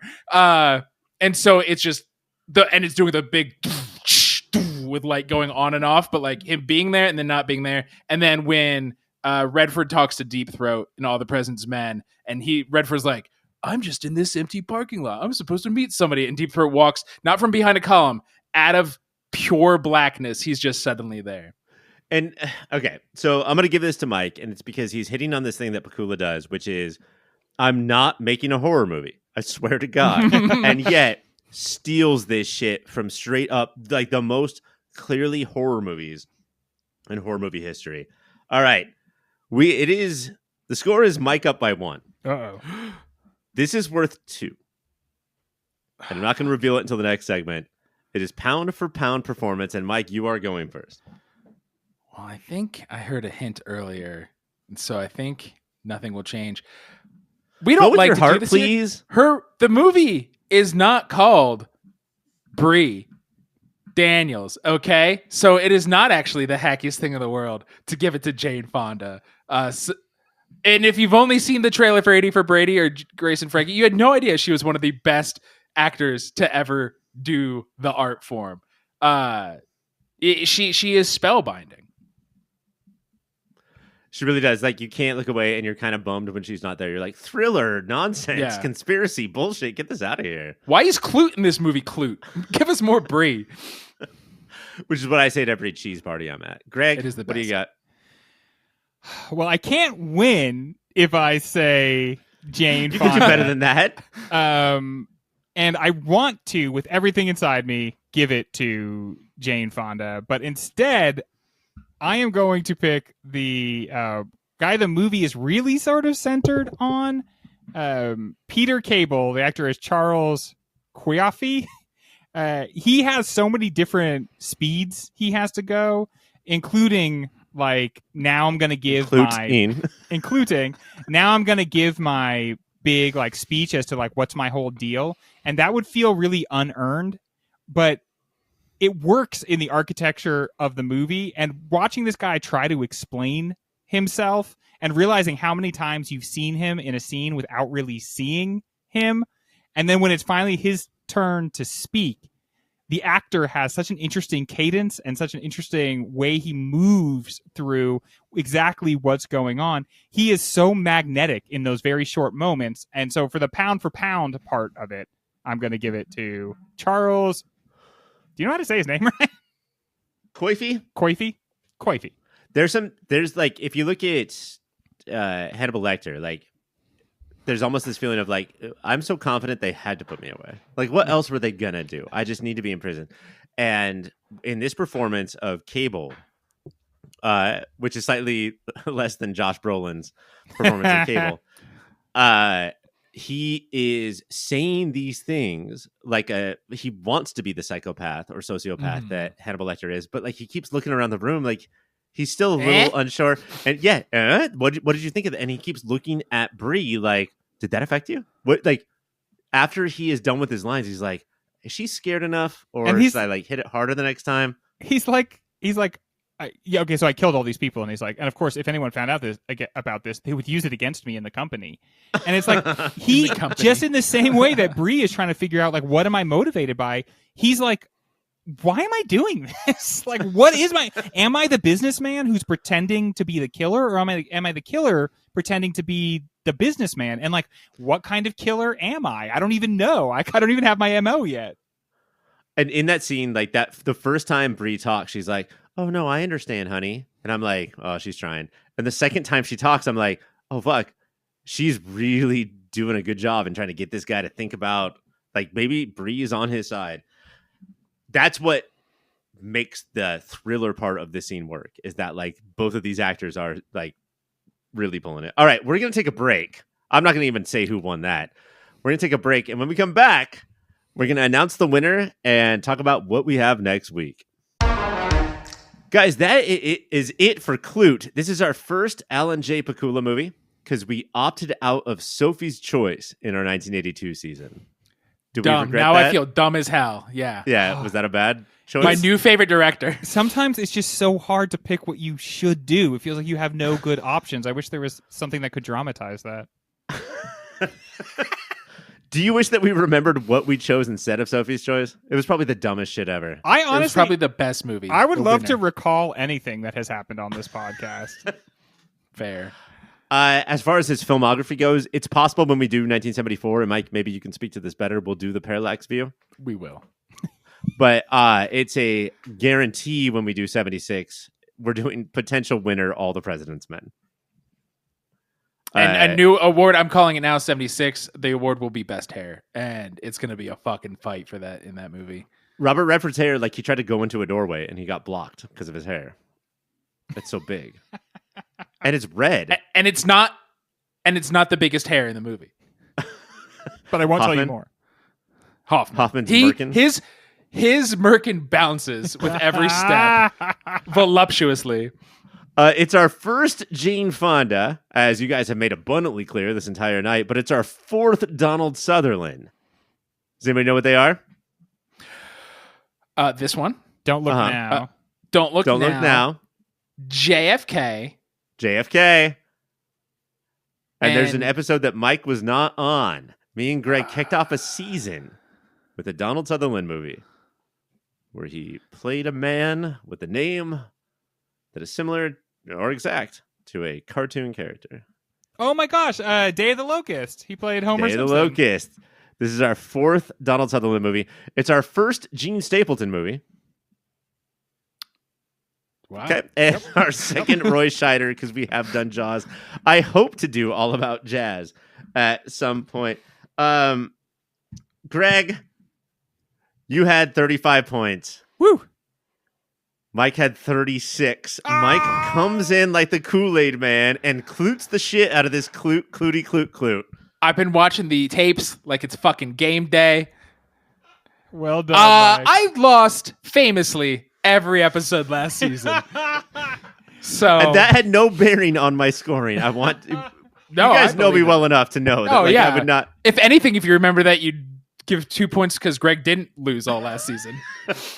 Actually, that is a good idea. And also, Greg remembered that Day of the Locust, Donald Sutherland was in that. So Greg gets 7 points for that. Guys, thank you so much for doing this. Klute, I think that the biggest battle right now, and we're only 3 movies in, is Barbara Loden versus Jane Fonda. Mm-hmm. Best actress, Moody. Like, do you guys have any leanings there?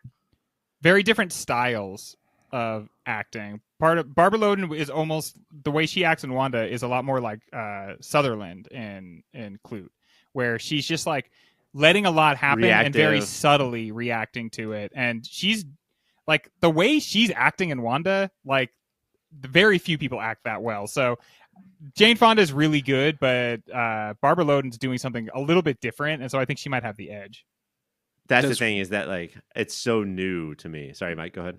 I was just going to ask if Wanda has a trunk in the back of her Honda, so you did not need to.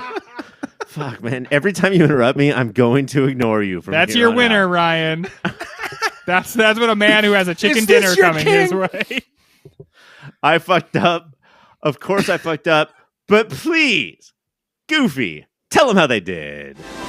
Perfect cast.